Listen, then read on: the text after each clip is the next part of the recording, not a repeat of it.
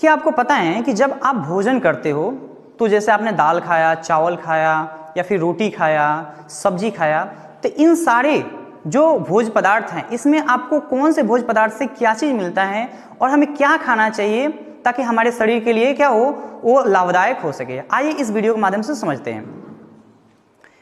याद रखेंगे कि जो भोजन होता है नहीं, पोषक तत्व होते हैं, नहीं कार्बोहाइड्रेट की बात करें तो जो मोटे अनाज आप खाते हैं उसमें क्या होता है, कार्बोहाइड्रेट पाए जाते हैं, जैसे रोटी हो गया, चावल हो गया, ठीक है। तो जो ज़्यादा मात्रा में आप जब से अपने थाली में खाना रखा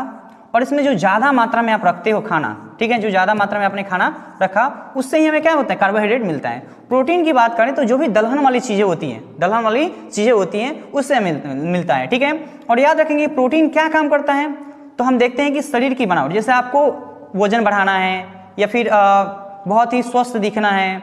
आपके शरीर में जो मुरम्मत का काम होता है, जैसे मान लो कोशिका वगैरह टूट गया या फिर कोई हाथ कट गया तो उसकी मुरम्मत कौन करता है, तो प्रोटीन की मदद से ही क्या होता है, कोशिका में वृद्धि होती है और तब जा क्या होता है, उसका विकास हो पाता है। साथ ही साथ हम देखते हैं कि वसा भी हमें प्राप्ति होती है, तो वसा जो भी तिलहन वाला चीज़ खाते हैं उससे हमें क्या होता है, वसा की प्राप्ति मिलती है और इससे हमें ऊर्जा भी मिलता है, ठीक है। और साथ ही साथ क्या होता है, हमारे शरीर में गर्माहट रहता है और हमारे शरीर में जो तैलीयता बना रहता है इसके वजह से ही बना रहता है। उसके बाद विटामिन की अगर बात करें तो आप फल सब्जी वगैरह खाते हैं तो वहाँ से हमें क्या मिलता है, विटामिन मिलता है। और विटामिन क्या काम करता है, तो विटामिन से हमें ऊर्जा नहीं मिलता है, हमारे शरीर में जो रोग प्रतिरोधक क्षमता यानी हमें जो बीमारियाँ होती हैं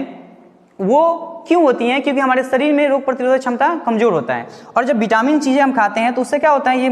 बीमारियों से लड़ने की क्या होता है, हमें ताकत देती है। वहीं पर अगर हम खनिज की बात करें तो खनिज में जैसे मान लो कि आप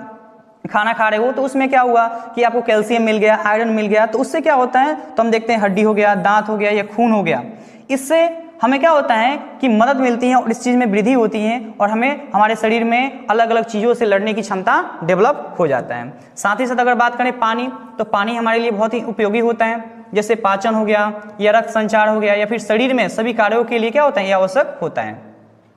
उसके बाद फाइबर्स जो होते हैं, फाइबर्स की बात करें तो पाचन को ठीक करने में और कब्ज को ठीक करने में भी क्या करता है, इसे हमें राहत मिलती है। और ये वास्तव में हम कहाँ से प्राप्त करते हैं, तो फल का छिलका वगैरह हो गया या फिर सलाद खाते हैं उससे हमें ये चीज़ मिलता है। ओके, तो आई होप आपको वीडियो अच्छा लगा हो, अगर अच्छा लगा है तो चैनल को सब्सक्राइब कर लेंगे। Thanks for watching.